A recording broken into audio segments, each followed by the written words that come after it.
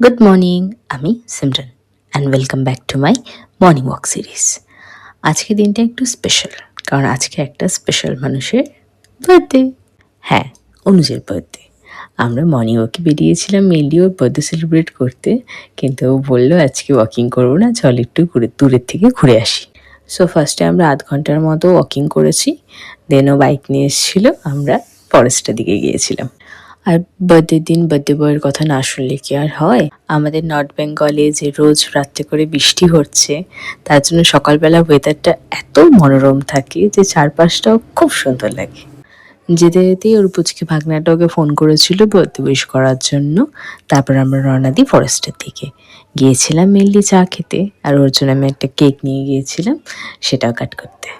প্রায় ১০ বছর ধরে ওর সাথে আছি। প্রতি বছরই চেষ্টা করেছি ওকে একটা নতুন জামা দেওয়ার, যেটা ও জন্মদিনে আমার সাথে পরে বেরোবে। তো এবারও তার কোনো অন্যথা হয়নি। আমাদের দুজনের কাছেই কেনা গিফটের সাথে সাথে হাতে বানানো গিফটের একটা আলাদা কদর আছে।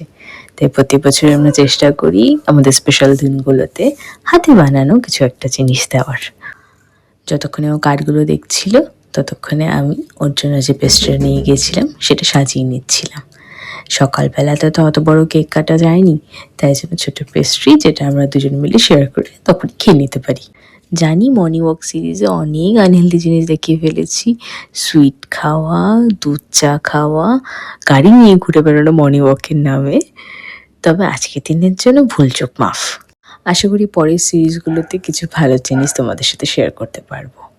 আর তোমরা সবাই আমার মানুষটাকে একটু আশীর্বাদ করো। আজকের জন্য এতটুকুই, আবার দেখা হবে অন্য কোনো ব্লগে। টাটা।